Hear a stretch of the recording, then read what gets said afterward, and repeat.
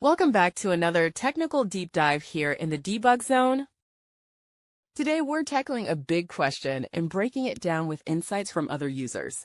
Hopefully this clears up some misconceptions and helps you get the answer you need. So buckle up, stay a little curious, and let's jump right in.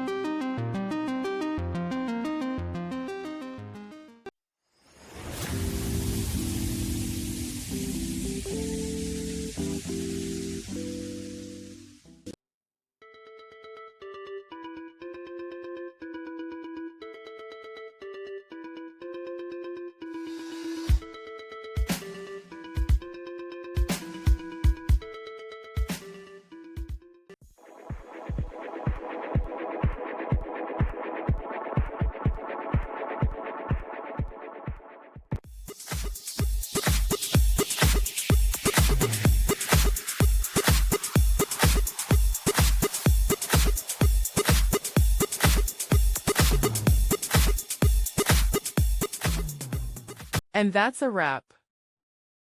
I hope you found the answer you were looking for. If you did, take a second to hit that subscribe button. It really helps out.